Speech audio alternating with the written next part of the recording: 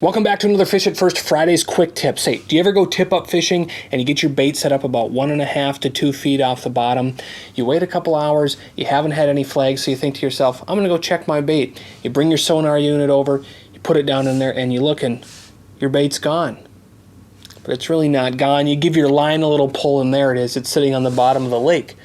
But what caused your bait that you set up 1.5 to 2 feet off the bottom to end up on the bottom of the lake? You, my friend, have been the victim of the tip-up spin of death. Tip-up fishing is so fun. I love to do it on Lake of the Woods for giant pike, but the tip-up spin of death is something that has affected almost all of us at some point. Now, most tip-ups are going to come with some kind of line guide like this. And a lot of tip-ups will have a little rubber grommet or something to try to help keep this line guide in place, but even those tend to fail over time. And what can happen is you get your depth set up to whatever you want it to be.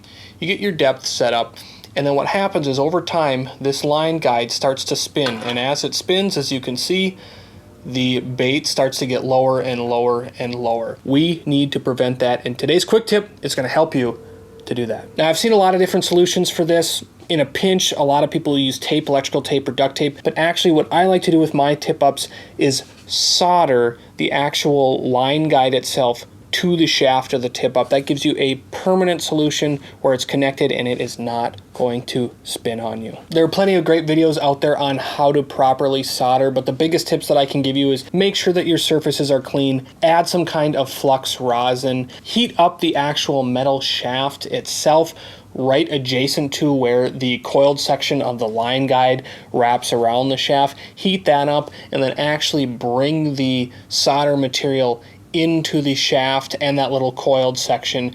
Don't apply the solder directly to your solder gun. That's not a good way to do it. You want to make sure that those metals are hot enough that they actually accept that solder so you get a proper bond.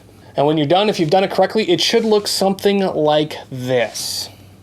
Well, that's it, guys, for this Fish It First Fridays quick tips. Hey, let me know down in the comment section below what you have used in the past to prevent the tip-up spin of death.